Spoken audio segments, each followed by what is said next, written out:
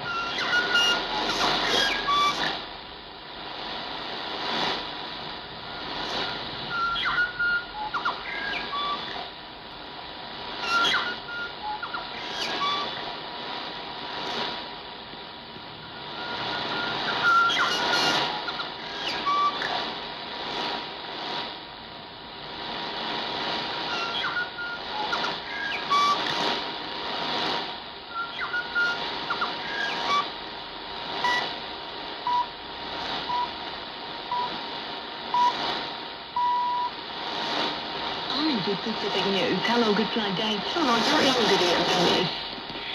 French Polynesian anti-nuclear activist and politician is shocked at reports U.S. President Donald Trump wants nuclear weapons testing to resume. For 3 decades, France tested nuclear bombs in French Polynesia. Ina Morgan Cross was 7 when the last bomb was detonated. Her grandmother, mother and herself developed cancers believed to be linked to radiation. We, the Pacific, have been really the nuclear playground of United States, Great Britain and France. But we are today, I think, aware of the nuclear legacy on our lands, on our peoples. She cannot believe how it can be possible that in 2025 the US President is even making such comments. The Cook Islands will extend its seabed minerals exploration for another 5 years. It means a decision on whether mining is to happen won't be made until at least 2032. Cook Islands News confirms the exploration through the Seabed Minerals Authority, the government agency tasked with managing the regulation of the industry. Seabed Minerals Commissioner Beverly Stacey Abaida tells the paper companies need to apply to renew their exploration licenses if they want to continue. The Cook Islands Prime Minister still hasn't been told what New Zealand's problem is with agreements signed with China earlier this year. A second round of funding to the realm nation has been paused by Aotearoa, bringing the total amount to almost 30 million New Zealand dollars over 2 years. Caleb Fotheringham has more. Mark Brown told Cook Islands TV that agreements with China are done. New Zealand has an in-depth look at them. Mr. Brown says New Zealand has a problem with part of what's been signed. They have not specified what the problem is. He's confident the Cook Islands will be able to fill the funding gap left by New Zealand's cause, thanks to a strong economy driven by a good year for tourism. Meanwhile, New Zealand has assured Niue that an ongoing row with the Cook Islands will not damage their relationship. Niue Prime Minister Dalton Pangalange has met with Prime Minister Christopher Luxon in Auckland. The two countries have signed a declaration stating that disputes with other realm countries would not impact Niue. An online safety advisor says social media is shaping kids' identity and it's not rooted in faith, culture or community. Prime Minister Christopher Luxon has signalled his support of restricting social media use for under 16-year-olds. Digital Discipline founder Tony Laulu, who was a smartphone addict, backs the ban. However, he says there's no use banning kids from social media if parents are not willing to drop their usage too.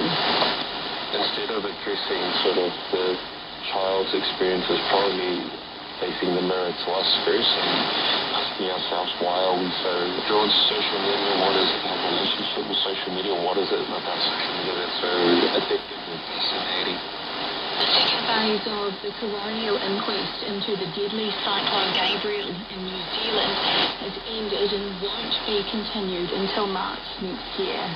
For 3 weeks, Coroner Erin Woolley has been looking into the deaths of 13 people in relation to Cyclone Gabriel in Hawke's Bay. Victims' families are hoping it will result in an evacuation alert system. Ms. Woolley told the court she experienced that kind of system in the United States. You get sent messages based on your location on Google Maps. I recently was in the States and got an alert. So, I think they have good systems. It's probably a worthwhile thing to think about. Pacific leaders remain cautiously optimistic as the region steps up its efforts to secure a home-ground climate summit, supporting the push for a Pacific COP hosted by Australia. Speaking from COP30 in Belém, Brazil, Pacific Islands Forum Secretariat Director Zara Khan says the political will across the region is united and unwavering. He says Pacific countries are cautiously optimistic with a strong case to host a Pacific COP. He says the push is grounded in lived experience. In world news, the US has announced trade deals with Argentina, Guatemala, El Salvador and Ecuador. The 4 South and Central American countries have agreed to open their borders to US products in exchange for tariff relief for some food items and other products. The nations have welcomed the deals, which are expected to lower the prices of coffee, cocoa and bananas in the US. China has summoned the Japanese ambassador over comments made by Japan's new Prime Minister about Taiwan.